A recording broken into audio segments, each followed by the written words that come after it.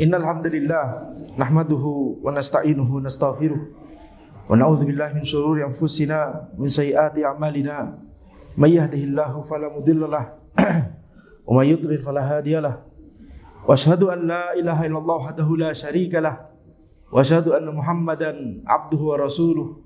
Allahumma shalli wa sallim ala sayyidina Muhammad wa ala alihi wa sahbihi ajma'in, amma ba'd. Mari kita lanjutkan pembahasan dari kitab Al-Qawaidul Muthla karya Syekh Muhammad bin Shalih Al-Utsaimin rahimahullahu taala, di mana sebelumnya kita telah membahas beberapa poin-poin akidah dari Ahlussunnah wal Jamaah, yaitu kita harus menetapkan nama dan sifat Allah Subhanahu wa taala sesuai dengan apa yang disebutkan di dalam Al-Quran dan As-Sunnah. Dan ketika menetapkan nama dan sifat Allah tersebut, tidak boleh kita mentakwilnya, tidak boleh kita menyimpangkan maknanya dari makna zahirnya, ya, karena itu butuh dalil. Dan dalam masalah nama dan sifat Allah tidak ada dalil yang membuat kita harus menyimpangkan maknanya dari makna zahirnya. Ini adalah poin akidah Ahlussunnah. Sehingga kita lihat misalkan di tengah-tengah kaum muslimin itu ada yang antara menyamakan sifat Allah dengan sifat makhluk, tamtsil, atau menafikan sifat Allah, yaitu ta'til. Ini dua istilah yang saling berseberangan satu sama lain. Pertengahannya adalah akidah Ahlussunnah. Makanya penulis di sini berkata, ulima mimma sabaqa anna kulla mu'attilin mumatthil wa kulla mumaththilin mu'attil. Jadi Ahlussunnah menetapkan nama dan sifat Allah Subhanahu wa taala, jadi bukan ta'til, tidak menafikan sifat Allah. Tetapi ketika menetapkan nama dan sifat Allah tersebut, tidak menyamakan sifat Allah dengan makhluk, berarti tidak melakukan tamtsil. Ahlussunnah pertengahan di antara keduanya, tidak melakukan ta'til dan tamtsil. Sedangkan di antara orang-orang yang menyimpang, maka ada yang melakukan tamtsil dan ada orang yang melakukan ta'til. Nah, di sini penulis mengatakan bahwa sebenarnya setiap yang melakukan tamtsil maka dia pasti melakukan ta'til. Setiap yang melakukan ta'til maka dia pasti melakukan tamtsil. Ya, kalau kita melihat dari sudut pandang yang lain sebenarnya itu sama. Amma ta'tilul mu'attil fa zahir. Adapun perbuatan ta'til yang dilakukan oleh orang-orang mu'attil, orang yang melakukan ta'til, jelas, ya. Tetapi mengapa mereka disebut melakukan tamtsil? Jadi Ahlussunnah di pertengahan, ta'til misalkan di satu sisi, tamtsil di sisi yang lain.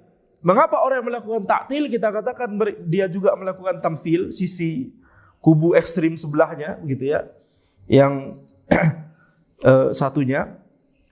Wa amma tamthilu fa li'annahu inna ma'attal li'tiqadihi anna itsbatas sifat yastalzimut tashbih. Kita katakan bahwa orang yang melakukan ta'til, meniadakan sifat Allah, Allah tidak punya sifat maha mendengar, tidak punya sifat maha melihat, tidak punya sifat wajah Allah, tidak punya sifat tangan Allah, tidak punya sifat ridha Allah, dan seterusnya. Mengapa mereka melakukan ta'til tersebut? Karena mereka melakukan hal itu karena mereka meyakini kalau mereka menetapkan sifat tersebut itu akan berkonsekuensi tamtsil atau tasbih. Jadi di dalam pikiran mereka, di dalam benak mereka, kalau misalkan kita tetapkan bahwa Allah Subhanahu wa taala memiliki sifat rahmah atau sifat ridha atau sifat tangan Allah atau sifat-sifat Allah yang lain, maka ini nanti akan menyamakan Allah dengan makhluk. Jadi mereka melakukan tamtsil dulu di dalam benak mereka. Ya, sehingga kemudian mereka sadar itu tamtsil, kemudian mereka, oh berarti kita nggak boleh yakini. Kita nafikan saja, kita ingkari saja. Jadi mengapa orang orang-orang yang melakukan taktil itu juga sebenarnya mereka juga melakukan tamtsil, ya, karena argumentasi awal mengapa mereka bisa mengingkari nama dan sifat Allah itu adalah karena mereka meyakini kalau menetapkannya itu berarti tamtsil. Famathala awalan wa attala thaniyan, sehingga mereka melakukan tamtsil terlebih dahulu di dalam benak mereka, kemudian mereka mentaktil, mereka mengingkari sifat Allah tersebut. Secara zahirnya, secara perbuatan mereka lakukan taktil, tapi dalam benak mereka sudah melakukan tamtsil duluan. Kama annahu bitaktilhi matsalahu bin naqis. Kemudian sisi kedua adalah ketika mereka melakukan taktil, mengingkari nama dan sifat Allah, atau mengingkari sifat Allah saja tapi masih menetapkan nama, itu juga taktil, ya. Ketika mereka melakukan hal tersebut, mengingkari nama dan sifat Allah tersebut, maka ini sama saja mereka menyamakan Allah dengan, ya, zat yang tidak sempurna. Allah tidak memiliki rahmat, Allah tidak memiliki sifat ridha, Allah tidak memiliki, ya, seluruh sifat-sifat Allah yang lain, atau sebagian sifat Allah yang lain misalkan yang itu dinafikan, padahal sifat Allah tersebut semuanya sempurna, sifat-sifat yang sempurna. Berarti kalau itu diingkari dari Allah, berarti menyamakan Allah dengan zat yang tidak sempurna. Ini berarti apa? Tamtsil juga. Itu mengapa orang yang melakukan taktil, kita bisa katakan mereka juga melakukan tamtsil. Wa amma tamtsilul mumatsil fa zahir. Sekarang kita masuk pada pembahasan mengapa orang yang melakukan tamtsil itu juga disebut telah melakukan taktil, sebaliknya. Ya, kalau tamtsil, orang yang melakukan tamtsil disebut mumatsil, jelas, ya, karena mereka memang menyamakan Allah dengan makhluk. Menyamakan sifat Allah dengan sifat makhluk. Jadi Allah Subhanahu wa ta'ala memiliki sifat rahmah misalkan, sama dengan rahmat kasih sayang antara makhluk. Allah memiliki sifat tangan. Tangan Allah sama dengan tangan makhluk. Nah, ini pemikiran tamtsil. Sehingga ketika seseorang itu sampai membuat kemudian suatu berhala, kemudian itu diyakini sebagai Rabb mereka, ini tamtsil. Ini tamtsil. Ya. Kalau itu mereka yakini bahwa Allah Subhanahu wa ta'ala memiliki bentuk seperti itu, atau walaupun misalkan tidak sampai membuat berhala, tapi kita membayangkan. Itu ada di benak kita. Membayangkan bahwa Allah bentuknya begini misalkan. Tidak boleh, itu tamtsil. Kalau kita sudah mulai terbayang bentuk, namanya bisikan syaitan, itu harus segera diingkari. Kita harus segera mengingkari hal tersebut. Kita tidak mengetahui. Ya, itu adalah perkara yang gaib sekali. Otak manusia tidak mampu. Nah, jadi kita lihat orang yang melakukan tamtsil, mengapa dikatakan bahwa orang tersebut juga telah melakukan taktil. Wa amma ta'tiluhu fa min thalathati awjuh. Mengapa dia disebut taktil juga? Karena ada 3 alasan, kata penulis. Al-awwal annahu attala nafsan nas alladhi athbata bihi sifah haitsu ja'alahu dallan ala tamtsil. Ma'annahu la dilalata fihi alaihi wa innama yadullu ala sifatin taliqu billahi azza wa jalla. Baik. Karena orang yang melakukan tamtsil, dia itu telah mengingkari dalil-dalil yang telah menetapkan bahwa itu adalah sifat Allah. Yakni orang yang mengingkari atau orang yang melakukan tamtsil, menyerupakan sifat Allah dengan sifat makhluk, dia berarti telah mengingkari dalil-dalil yang menyebutkan sifat tersebut, yang dalil-dalil itu telah menyebutkan bahwa ini adalah sifat Allah Subhanahu wa ta'ala, tidak sama dengan makhluk. Laisa kamitslihi syai'. Jadi kalau ada orang melakukan tamtsil, sama saja dia telah mengingkari ayat tersebut. Nah, mengingkari itu namanya taktil. Ya, mengingkari ayat tersebut. Ma'annahu la dilalata fihi alaihi wa innama yadullu ala sifatin taliqu billahi azza wa jalla. Jadi setiap dalil yang menyebutkan tentang nama dan sifat Allah, maka tidak ada sama sekali dilalah dari ayat dan hadis tersebut, tidak ada sama sekali penunjukan, yakni hal yang bisa kita tarik kesimpulan dari ayat atau hadis tersebut yang menunjukkan bahwa ini adalah sifat yang sama dengan sifatnya makhluk, tidak ada. Bahkan secara fitrah manusia, ketika kita membaca ayat dan hadis yang menyebutkan tentang sifat Allah Subhanahu wa taala, fitrah manusia pasti akan mengatakan bahwa ini sifat yang sempurna. Ini pasti sifat yang berbeda dengan sifat makhluk. Karena ini adalah berbicara tentang Allah Subhanahu wa taala, Rabb kita. Maka itu mengapa, alasan pertama, mengapa orang yang melakukan tamtsil, menyamakan Allah dengan makhluk, seperti misalnya mengatakan Allah memiliki anak. Nah, jadi jangan jauh-jauh misalkan ya, selain contoh tadi berhala, atau contoh kita misalkan ketika seseorang membayangkan sesuatu ya, ketika sholat kemudian membayangkan yakni suatu bentuk di hadapannya misalkan, ini tidak boleh. Ya, tidak boleh. Jadi tidak boleh juga misalkan kalau ada kita bangun masjid misalkan ya, kemudian di depan imam itu dibuat batu, habis itu ada tulisan Allah di situ, enggak boleh. Karena itu membuat orang jadi membayangkan begitu ya. Seperti bentuk batu itu tidak boleh. Ya ini khalas, ini seperti yang dicontohkan oleh Nabi Muhammad SAW ketika membangun Masjid Nabawi. Ya seperti tembok saja, alhamdulillah. Ya nggak perlu ada misalkan di depan ada batu kemudian ada tulisan Allah dan seterusnya, tidak perlu. Baik. Nah, jadi ketika misalkan seseorang mengatakan Allah memiliki anak, berarti menyerupakan Allah dengan makhluk. Ya. Karena sesuatu yang zat yang memiliki anak, pasti zat tersebut dengan anaknya mirip, betul tidak? Kemudian juga berarti butuh terhadap anak tersebut. Nah, berarti butuh nanti kepada pasangan berarti. Nah, jadi Allah tidak membutuhkan makhluknya satupun, tapi makhluk yang membutuhkan Allah Subhanahu wa taala. Ketika meyakini bahwa Allah memiliki anak, berarti menyamakan antara Allah dengan makhluk. Ini keyakinan tamtsil. Ya, ini keyakinan tamtsil.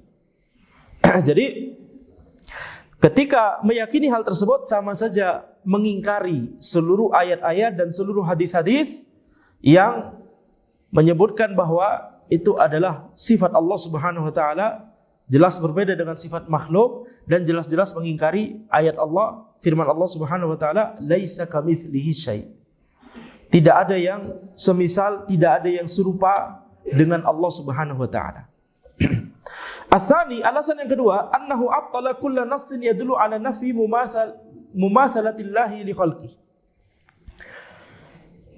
Jadi orang yang melakukan tamtsil, maka pada hakikatnya dia telah mengingkari setiap dalil yang menunjukkan bahwa tidak sama antara Allah Subhanahu wa taala dengan makhluk. Ya, ini mirip dengan alasan sebelumnya. Ya, contohnya ayat tadi, laisa kamitslihi syai' wa huwas samiul basir. Tidak ada yang semisal dengan Allah, dan Allah zat yang maha mendengar dan zat yang maha melihat. Jadi di bagian awal disebutkan tidak ada yang semisal dengan Allah, tidak ada yang serupa dengan Allah. Kemudian di bagian berikutnya disebutkan Allah maha mendengar, Allah maha melihat. Berarti pendengaran Allah, penglihatan Allah tidak sama dengan pendengaran dan penglihatan makhluk. Setelah kita diperintahkan untuk tidak boleh menyamakan antara Allah dengan makhluk, Allah menyebutkan bahwa Allah memiliki sifat pendengaran dan sifat penglihatan. Berarti apa? Kesimpulannya, pendengaran dan penglihatan Allah berbeda dengan pendengaran dan penglihatan makhluk. Nggak boleh kita menanyakan misalkan bagaimana mekanisme. Mekanisme berarti kaifiyah, tata cara. Bagaimana mekanisme pendengaran Allah? Bagaimana mekanisme penglihatan Allah? Nggak boleh kita tanyakan seperti itu. Itu cuma bisa ditanyakan kepada makhluk. Kalau kita ketemu hewan jenis baru, misalkan, kita bisa tanya, gimana cara dia melihat? Gimana cara dia mendengar? Gimana gurita melihat? Gimana gurita mendengar? Bisa dengar nggak dia? Misalkan begitu. Itu bisa untuk makhluk bisa. Tapi untuk Allah Subhanahu wa taala, kita yakini Allah zat yang maha mendengar, maha melihat. Sifat pendengaran dan sifat penglihatan Allah itu sempurna, sesuai dengan keagungan dan kebesaran Allah, tapi kita tidak tahu bagaimananya. Itu perkara yang gaib sekali. Walam yakun lahu kufuwan ahad. Di surah Al-Ikhlas tidak ada yang sekufu, yakni setara sama sekali dengan Allah Subhanahu wa taala. Itu maknanya sama dengan laisa kamitslihi syai'. Baik. Ats-tsalits annahu attala Allah taala an kamalihil wajib haitsu matsalahu bil makhluqin naqis. Orang yang melakukan tamtsil, menyerupakan Allah dengan makhluk, maka pada hakikatnya dia telah mengingkari dari Allah Subhanahu wa taala kesempurnaan Allah. Kesempurnaan Allah Subhanahu wa taala yang itu yakni pasti tidak sama dengan makhluk. Berarti kalau menyamakan Allah dengan makhluk berarti menyamakan antara Allah Subhanahu wa taala zat yang maha sempurna dengan makhluk yang itu penuh kekurangan dan kelemahan. Jadi berarti apa? Mengingkari kesempurnaan Allah. Berarti ta'til juga, mengingkari. Jadi orang yang melakukan ta'til pada hakikatnya dia telah melakukan tamtsil. Dan orang yang melakukan tamtsil pada hakikatnya dia telah melakukan ta'til. Ini dua-duanya telah dilarang di dalam syariat. Maka satu-satunya jalan yang tersisa yang selamat adalah jalan pertengahan. Kita menetapkan nama dan sifat Allah Subhanahu wa taala sesuai dengan dalil-dalil Al-Quran dan As-Sunnah tanpa mengingkari maknanya, tanpa mengingkari lafadznya. Kita yakini apa adanya, sami'na wa ta'na. Ya, tanpa menyimpangkan maknanya dari makna zahirnya. Itulah akidah dari para generasi terdahulu yang soleh. Kemudian sekarang penulis masuk dalam bab berikutnya, bab keempat, syubhatu wal jawabu anha. Ya, syubhat wal jawabu anha. Beberapa syubhat-syubhat dan jawaban atau bantahan terhadap syubhat tersebut. Penulis berkata, Bismillahirrahmanirrahim, i'lam anna ba'du ahli ta'wil awrada ala ahli sunnah syubhatan fi nususin minal kitabi wa sunnah fi sifat. Idda'a anna ahli sunnah sarafuha an zahiriha liyulzima ahli sunnah bil muwafaqah ala ta'wil awil mudahana fihi. Ketahuilah bahwa sebagian orang-orang yang melakukan ta'wil, orang-orang yang melakukan penyimpangan dalam masalah nama dan sifat Allah, mereka itu mengatakan kepada Ahlus Sunnah, mereka menyebutkan sebuah syubhat terkait ayat-ayat di Al-Quran dan As-Sunnah. Ya, mereka mengklaim bahwa Ahlus Sunnah itu juga menyimpangkan makna ayat dan hadis tersebut dari makna zahirnya. Mereka mengatakan, antum juga melakukan takwil sama seperti kita, kata mereka. Liyulzima Ahlus Sunnah, supaya tujuan mereka melakukan hal ini, supaya Ahlus Sunnah itu ikutan melakukan takwil seperti mereka, atau tujuan mereka mengatakan ini, ya tujuannya hanya untuk mencela Ahlus Sunnah, mengatakan tidak konsisten, mengatakan kontradiksi. Wa qala kaifa tunkiruna alaina ta'wila ma awwalnahu ma'artikabikum limithlihi fi ma awaltumuhu. Mengapa engkau mengingkari takwil yang kami lakukan, sementara engkau juga melakukan takwil yang kalian lakukan? Ya, sementara kalian juga melakukan takwil yang telah kalian lakukan tersebut. Wa nahnu nujibu bi'aunillahi ta'ala an hadhi syubhah bi jawabain mujmal wa mufassal. Ada mobil yang bunyi. Mungkin ada sahibus sayyarah di sini yang bunyi.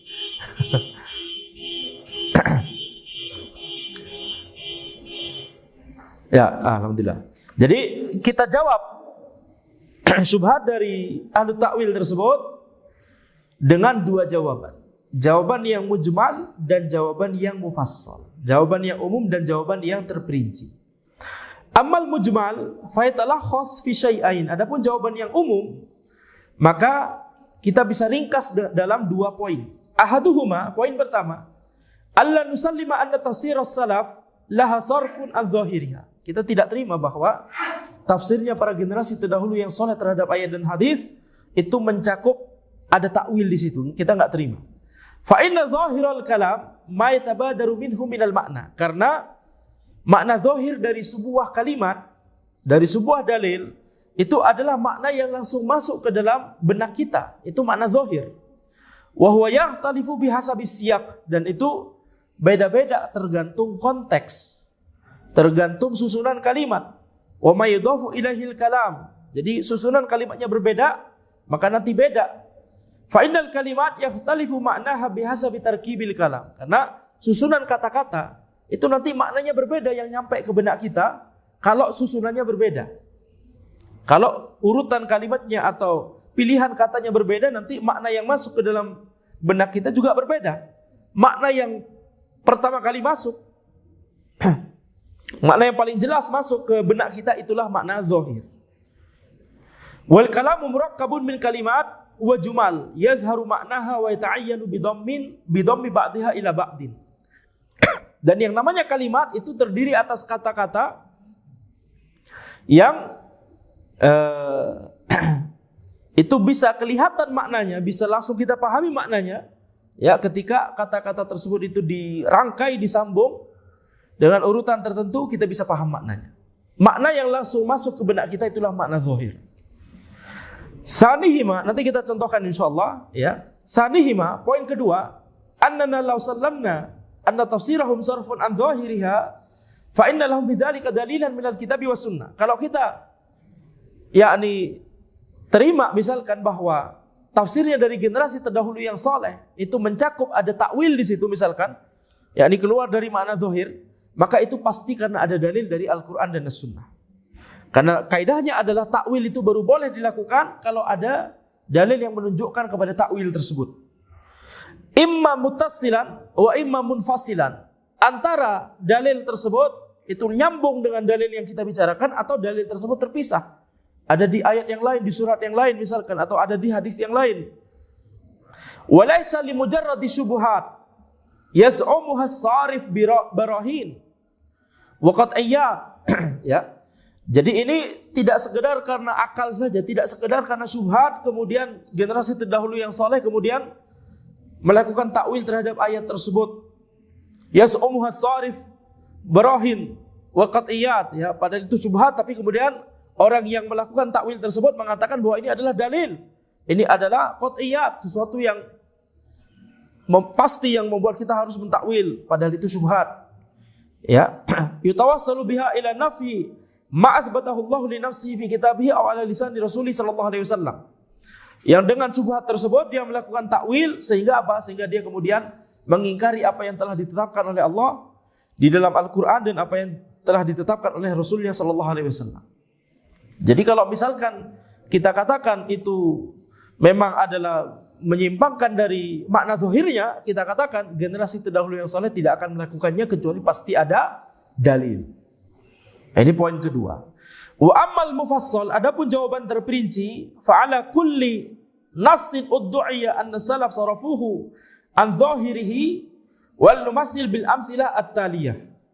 Adapun jawaban yang terperinci, maka jawaban yang terperinci itu butuh syubhat yang terperinci. Maka penulis kemudian akan menyebutkan beberapa syubhat yang terperinci sehingga jawabannya menjadi terperinci khusus untuk syubhat tersebut. Maka untuk setiap dalil, untuk setiap ayat dan hadis yang disebutkan oleh orang-orang yang menyimpang, yang mereka katakan, mereka mengklaim bahwa generasi terdahulu yang soleh itu melakukan takwil terhadap ayat atau hadis tersebut, mari kita bahas satu-satu. Nah ini, ya, ya ini mulai seru begitu ya, membahas masing-masing syubhat dari orang-orang yang menyimpang. Kalau sebelumnya bagian pertama atau bab-bab sebelumnya dari kitab ini itu masih teori dasar, istilahnya teori dasar. Kalau ini sudah penerapan, aplikasi dari teori dasar kepada setiap syubhat yang dilontarkan oleh orang-orang yang menyimpang. Ya. Jadi kita lihat para ulama tidak sembarangan ketika membahas atau ketika membahas syubhat, membantah syubhat, tidak sembarangan. Teori dasarnya harus kuat terlebih dahulu. Makanya penuntut ilmu itu tidak boleh masuk ke dalam dunia bantahan, bantah-membantah, kalau teori dasarnya belum kuat. Kalau ilmunya belum mungkin, minimal dalam bab tersebut, ya. Lebih bagus lagi kalau dalam seluruh bidang-bidang ilmu syar'i. Setelah mungkin baru masuk ke dalam bantahan-bantahan. Baik. Wal numatsil bil amtsilah at-taliyah. Mari kita contohkan dengan beberapa contoh berikut. Fanabda bima hakahu Abu Hamid Al-Ghazali an ba'dil Hambaliyah annahu qala. Mari kita awali dengan apa yang dinukil oleh Abu Hamid Al-Ghazali rahimahullah dari sebagian ulama Hanabilah. Beliau berkata, "Inna Ahmad lam yata'awwal illa fi thalathati asya." Sesungguhnya Imam Ahmad rahimahullah tidak melakukan takwil kecuali dalam 3 hal. Nah, Imam Ahmad rahimahullah adalah salah satu imam Ahlussunnah, salah satu ulama Ahlussunnah, imam mazhab yang akidahnya lurus. Seluruh imam mazhab yang kita kenal, Imam Abu Hanifah, Imam Malik, Imam Syafi'i, Imam Ahmad, itu akidahnya lurus. Nah, Imam Ahmad rahimahullah ketika kemudian dikatakan bahwa Imam Ahmad tidak melakukan takwil kecuali pada 3 hal, ini kalimat yang besar karena ini akan mengajarkan kepada Ahlussunnah antum juga harus mentakwil dalam 3 hal tersebut. Ya, ikuti Imam Ahmad. Maka kita lihat apakah perkataan ini benar atau tidak. Jadi Inna Ahmad lam yata'awwal illa fi thalathati asya. Imam Ahmad rahimahullah tidak melakukan takwil kecuali pada 3 hal. Yang pertama adalah Al-Hajarul Aswad yaminullah fil ard. Hajarul Aswad itu adalah tangan kanan Allah di muka bumi. Yang kedua, wa qulubul ibad baina usbu'ain min asabi'ir rahman. Hati dari manusia, hati dari para hamba itu antara 2 jari dari jari-jari Ar-Rahman. Kemudian hal ketiga, wa inni ajidu nafsar rahman min qibalil yaman. Wa inni ajidu nafsar rahman min qibalil yaman. Aku mendapatkan nafas Ar-Rahman itu dari sisi Al-Yaman, negeri Yaman. Naqalahu anhu Syekhul Islam Ibnu Taimiyah min Majmu'il Fatawa wa qala hadhihi al-hikayah kadzibun ala Ahmad. Syekhul Islam Ibnu Taimiyah menukil perkataan ini dalam tulisan beliau atau dalam fatwa beliau, ya. Kemudian beliau berkata, "Hadzihil hikayah kadzibun ala Ahmad." Ini nukilan ini adalah kedustaan terhadap Imam Ahmad. Baik. Sekarang kita bahas poin yang pertama. Al-mithalul awwal, Al-Hajarul Aswad yaminullah fil ard. Hajar Aswad adalah tangan kanan Allah di muka bumi. Wal jawabu anhu, ini disebutkan bahwa ada hadis dari Nabi Muhammad SAW bahwa beliau bersabda demikian. Jawabannya adalah annahu haditsun batil, la yathbutu anin Nabi SAW. Ini adalah hadis yang batil, hadis yang lemah, ya, tidak sahih dari Nabi Muhammad SAW. Qala Ibnul Jauzi fil Ilal al-Mutanahiyah, hadza haditsun la yasih. Hadis ini tidak sahih, ya, kata Ibnul Jauzi. Wa qala Ibnul Arabi berkata, haditsun batilun fala yuntafatu ilai. Ini hadis yang batil, kita enggak perlu memperhatikannya. Wa qala Syekhul Islam Ibnu Taimiyah, ruwiya 'anin Nabi sallallahu alaihi wasallam bi isnadin la yathbut. Ini diriwayatkan dari Nabi sallallahu alaihi wasallam dengan sanad yang tidak sahih. Wa 'ala hadza fala hajah lil khawdi fi ma'nahu. Oleh karena itu tidak ada kebutuhan untuk berdalam-dalam membahas maknanya. Lakin qala Syekhul Islam Ibnu Taimiyah, akan tapi Syekhul Islam Ibnu Taimiyah berkata, wal masyhur yakni fi hadza al-athar innama huwa an Ibnu Abbas. Yang masyhur tentang athar ini, tentang riwayat ini diriwayatkan dari Ibnu Abbas. Jadi riwayatnya mauqufah. Hadis mauquf itu bukan dari Nabi SAW, tapi dari sahabat. Jadi ini adalah perkataannya Ibnu Abbas radhiyallahu anhuma. Tapi perkataannya nggak berhenti di situ, ada lanjutannya. Lanjutannya penting. Qala al-hajarul aswad yaminullah fil ard, faman safahahu wa qabbalahu faka'annama safahallaha wa qabbala yaminahu. Hajar aswad itu adalah tangan kanan Allah di muka bumi. Barang siapa yang safahahu, yang makna letternya bersalaman dengan hajar aswad, yakni mungkin menyentuh. Barang siapa yang menyentuh hajar aswad, mengusap, ya, menyentuh dan mengusap hajar aswad dan mencium hajar aswad, maka seolah-olah dia bersalaman dengan Allah dan mencium tangan kanan Allah. Ini perkataan yang diriwayatkan dari Ibnu Abbas radhiyallahu anhuma. Wa man tadabbara al-lafaz al-manqul, barang siapa yang mentadabburi lafaz yang baru saja kita nukil ini, tabayyana lahu annahu la iskala fih, maka menjadi jelaslah bahwa tidak ada iskal, tidak ada masalah dengan perkataan tersebut. Ya, kita terima itu dari Ibnu Abbas. Ini sebagian ulama mengatakan bahkan walaupun itu riwayat dari Ibnu Abbas, kita nisbatkan kepada Ibnu Abbas, itu juga ada sisi kelemahan di situ. Tapi misalkan kalau kita yakni terima karena standar untuk perkataan sahabat itu berbeda dengan standar untuk kita menilai hadis Nabi SAW. Standar sanad untuk sahabat itu tentunya lebih ringan daripada standar sanad untuk Nabi Muhammad SAW, gitu ya. Misalkan itu kita terima, ini memang dikatakan oleh Ibnu Abbas radhiyallahu anhu, maka nggak ada masalah. dengan perkataan tersebut kalau kalimatnya selengkap itu. Fa innahu qala yaminullahu fil ard. Ibnu Abbas berkata, Hajar Aswad adalah tangan kanan Allah di bumi. Berarti ini bukan sifat tangan Allah Subhanahu wa taala. Karena tidak mungkin ada sifat tangan Allah di muka bumi. Ya, walam yutrik, beliau tidak memutlakkan, beliau memberikan ada catatan di muka bumi, di bumi begitu ya. Beliau tidak memutlakkan, beliau tidak berkata yaminullah titik. Hajar Aswad adalah tangan kanan Allah. Titik. Tidak demikian. Jadi ada lanjutannya. Wa hukmul lafadz al-muqayyad yukhalifu hukmal al-mutlaq.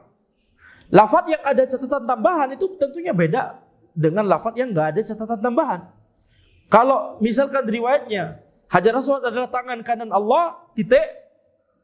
Ini bisa jadi kita pahami bahwa itu berarti apa? Itu berarti tangan kanan Allah itu.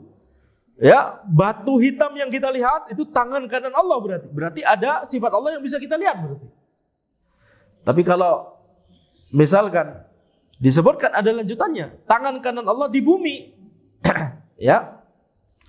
Maka apalagi ada lanjutan kalimat setelahnya, summa qala faman safahahu wa qabbalahu fa ka'annama safahallahu wa qabbala yaminahu. Barang siapa yang menyentuh dan mengusap Hajar Aswad dan menciumnya, maka seolah-olah dia, ini penting, seolah-olah dia telah bersalaman dengan Allah dan mencium tangan kanan Allah. Wa hadza sharihun fi anna al-musafih lam yusafih yaminallahi aslan. Orang yang menyentuh dan mengusap Hajar Aswad itu jelas dari kalimat tersebut tidak benar-benar menyentuh tangan kanan Allah, tidak benar-benar bersalaman. Ini cuma perumpamaan. Ini cuma perumpamaan, ya. Walakin syabbaha, akan tapi ini mengumpamakan. Wa syabbaha biman yusafihullah. Fa awwalul hadis wa akhiruhu yubayyinu anna al-hajar laisa min sifatillah ta'ala. Kama huwa ma'lum inda kulli aqil. Akan tapi ini perumpamaan. Jadi sesuatu yang diumpamakan, jadi ada dua ya. Yani al-musyabbah wal musyabbah bihi. Sesuatu yang mau kita umpamakan dan sesuatu yang kita jadikan sebagai perumpamaan. Namanya perumpamaan itu pasti berbeda. Kalau sama, itu bukan perumpamaan, berarti persamaan. Kalau sama berarti itu persamaan. Ya, yang namanya perumpamaan maka ada sisi perbedaan, tapi kita umpamakan cuma dari satu makna itu saja. Para ulama mengatakan ini seperti Baitullah, Ka'bah Baitullah, rumah Allah. Apakah rumah Allah berarti seperti kita dengan rumah kita, berarti kita tinggal di rumah kita? Tidak demikian, betul tidak? Nah, maka demikian pula tangan kanan Allah di muka bumi maksudnya adalah ketika kita mencium dan mengusap Hajar Aswad itu memiliki keutamaan yang besar. Ada keutamaan yang besar dari perbuatan tersebut. Apa keutamaannya? Seolah-olah kita bersalaman dengan tangan kanan Allah dan seolah-olah kita mencium tangan kanan Allah Subhanahu wa taala. Ini seolah-olah saja. Ya, dan ini perkataan Ibnu Abbas radhiyallahu anhuma. Baik.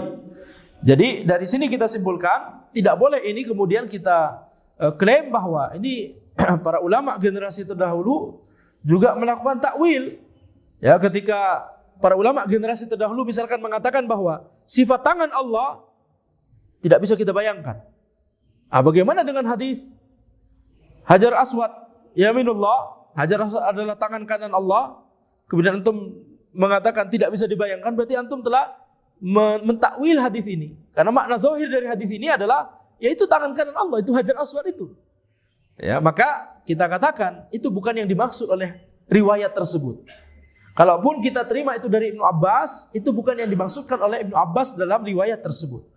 Beliau sebenarnya sedang ingin menyebutkan keutamaan dari menyentuh dan mengusap dan mencium Hajar Aswad. Diumpamakan dengan bersalaman dan mencium tangan kanan Allah Subhanahu wa taala. Tapi Hajar Aswad itu bukan tangan kanan Allah. Tangan Allah Subhanahu wa taala itu perkara ghaib, enggak bisa kita bayangkan, enggak boleh kita bayangkan.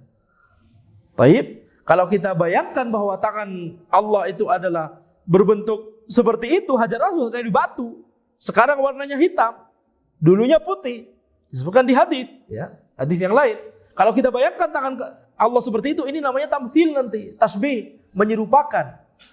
Yang diserupakan oleh Ibnu Abbas bukan tangan kanan Allah. Yang diserupakan adalah perbuatan kita dengan perbuatan. Perbuatan kita menyentuh dan mengusap dan mencium Hajar Aswad itu seolah-olah kita bersalaman dengan tangan kanan Allah dan mencium tangan kanan Allah Subhanahu wa taala. Jadi yang diumpamakan adalah perbuatan kita dengan perbuatan kita gitu ya. Bukan Hajar Aswad dengan tangan kanan Allah. Bukan itu yang dilakukan, yang dimaksudkan oleh Ibnu Abbas radhiyallahu anhu. Sama seperti hadis Nabi Muhammad SAW. Kalau ini hadis yang sahih, yaitu apa? Ketika nanti di akhirat, di surga, ahli surga melihat Allah Subhanahu wa taala seperti kalian melihat bulan sekarang. Apakah itu mengumpamakan, menyamakan antara wajah Allah dengan bulan purnama? Tidak. Yang diumpamakan oleh Nabi SAW adalah perbuatan makhluk dengan perbuatan makhluk. Perbuatan kita melihat bulan kayak gimana? Bulannya satu, manusia banyak di muka bumi. Tapi apakah ada satu dari kita yang berdesak-desakan untuk melihat bulan? Sana, bentar. Anda mau lihat sekarang giliran Anda. Tidak demikian, betul tidak? Setiap dari kita tinggal menengadahkan wajah kita ke atas, udah bisa melihat bulan. Maka sebagaimana seperti itu nanti, para penduduk ahli surga itu melihat wajah Allah, mereka tinggal menengadahkan ya wajah mereka. Allah tinggi, maha tinggi. Ya, bahkan di surga pun ahli surga melihat wajah Allah harus menengadahkan wajah mereka ke atas. Nah, jadi yang diumpamakan oleh Nabi SAW adalah perbuatan makhluk. Dengan perbuatan makhluk juga, yaitu melihat bulan, melihat wajah Allah di surga, ini perbuatan makhluk. Disamakan atau diumpamakan dengan yakni perbuatan kita, perbuatan makhluk melihat bulan di dunia sekarang. Karena wajah Allah tidak mungkin bisa dilihat di dunia. Ya, ini akidah Ahlussunnah. Wajah Allah nggak bisa dilihat di dunia, sehingga tangan Allah juga nggak bisa dilihat di dunia. Kalau kita meyakini hal ini, nanti bahaya, nanti Dajjal datang mengklaim bahwa dia adalah Allah. Nah, kemudian kita lupa akidah bahwa kita nggak mungkin bisa melihat Allah di dunia. Bisa jadi kita mengikuti Dajjal. Hajar Aswad tadi yang sebagaimana keutamanya disebutkan oleh Ibnu Abbas, ya, dulunya warnanya putih, sebagaimana disebutkan oleh Nabi Muhammad SAW. Ya, nazalal Hajarul Aswad minal jannah. Hajar Aswad itu turun dari surga. Wa kana asadda bayadan minal thalj, di riwayat yang lain minal laban. Dulunya sangat putih warnanya, seperti salju. Di riwayat yang lain seperti susu. Fasawwadathu khataya bani Adam. Di riwayat yang lain fasawwadathu khataya al-syirik. Maka kemudian dia menjadi hitam gara-gara dosa-dosa manusia. Di riwayat yang lain dosa-dosa orang yang melakukan kesyirikan. Makanya disebutkan di kitab Al-Bidayah wa Nihayah karya Ibnu Katsir bahwa ada seorang ulama yang menyebutkan bahwa ana melihat Hajar Aswad awalnya masih ada titik putih. Setelah kembali lagi mungkin setelah beberapa waktu semuanya hitam semua. Allahu a'lam. Ya. Jadi hitamnya Hajar Aswad, makanya disebut Hajar Aswad. Kalau masih putih, Hajar Abyad. Hajar Abyad, batu putih. Tapi karena sudah menghitam gara-gara dosa manusia, menjadi Hajar Aswad, menjadi batu hitam. Baik. Nah, Hajar Aswad memiliki keutamaannya seperti yang disebutkan oleh Ibnu Abbas tadi, ya. Dan ketika kita melakukan manasik umroh atau haji, ataupun ini kita melakukan tawaf saja misalkan, walaupun tidak dalam kondisi sedang melakukan umroh atau haji, ya, kita lagi ke Masjidil Haram, kemudian tawaf, kemudian kita bisa menyentuh dan mencium Hajar Aswad. Itu dilakukan oleh Nabi SAW, ya, karena itu dilakukan oleh Nabi SAW, maka kita juga melakukannya. Ya, bukan karena kita meyakini bahwa Hajar Aswad ini adalah suatu yang keramat, yang bisa memberikan manfaat dan madarat. Jangan perlakukan itu kayak jimat. Jangan perlakukan itu seperti benda keramat. Ini batu. Sebagaimana perkataan Umar radhiyallahu anhu. Ya. Wallahi inni la uqabbiluk. Sesungguhnya demi Allah, ya, aku menciummu wahai Hajar Aswad. Wa inni a'lamu annaka hajar. Padahal aku mengetahui bahwa engkau adalah batu. Ya. Wallahi inni la uqabbiluk wa inni a'lamu annaka hajar wa annaka la tadur wa la tanfa. Demi Allah, aku menciummu wahai Hajar Aswad. Aku tahu bahwa engkau itu cuma batu. Aku tahu bahwa engkau itu tidak bisa memberikan madarat dan juga tidak bisa memberikan manfaat. Walaula ra'aitu anna Rasulullah sallallahu alaihi wasallam qabbalaka ma qabbaltu. Kalau seandainya aku tidak melihat Rasulullah sallallahu alaihi wasallam menciummu, aku tidak akan menciummu. Jadi Umar radhiyallahu anhu telah menyebutkan bahwa kita mencium Hajar Aswad, kita mengusap Hajar Aswad itu karena mengikuti sunnah Nabi Muhammad SAW, bukan karena meyakini bahwa Hajar Aswad ini memiliki suatu hal yang keramat di situ atau suatu yang bisa dijadikan jimat apa dan seterusnya. Tidak boleh. Ya, kalau Hajar Aswad saja seperti itu, apalagi cuma kiswah Ka'bah, nggak perlu digunting. Dijadikan jimat. Kemudian oleh-oleh.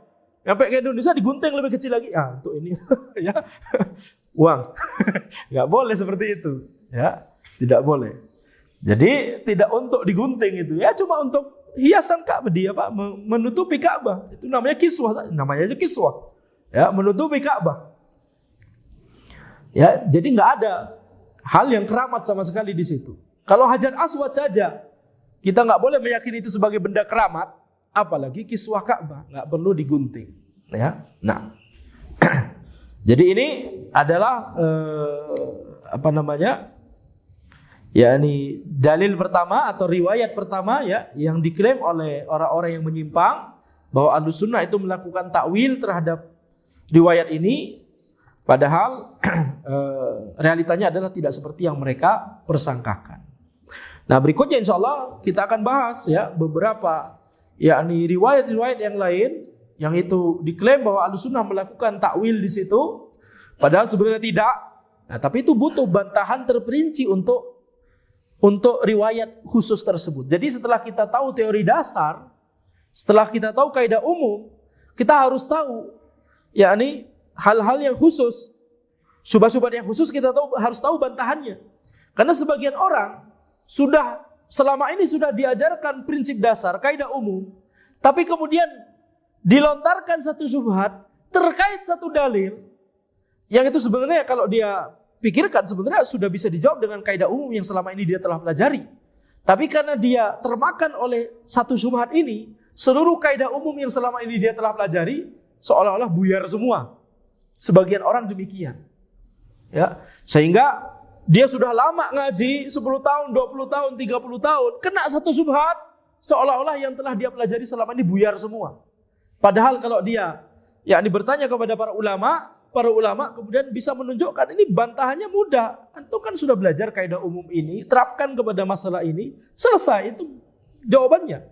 Ya, ternyata ini bantahan syubhatnya syubhat yang lemah sekali. Ya, tapi yang namanya manusia butuh selalu belajar. Namanya manusia zaluman jahula. Zalim, banyak melakukan kezaliman dan jahil sekali, ya. Sehingga kita semua, Anda bicara tentang diri kita semua. Diri kita semua harus senantiasa belajar, senantiasa mempelajari ilmu syar'i. Selain itu adalah amalan ibadah, ya. Kita niatkan untuk mengangkat diri kita dari kejahilan, mengangkat diri kita dan orang lain dari kejahilan. Demikian yang bisa kami sampaikan dalam pertemuan ini, ya. Insya Allah kita lanjutkan berikutnya di pertemuan berikutnya. Silakan kalau ada pertanyaan.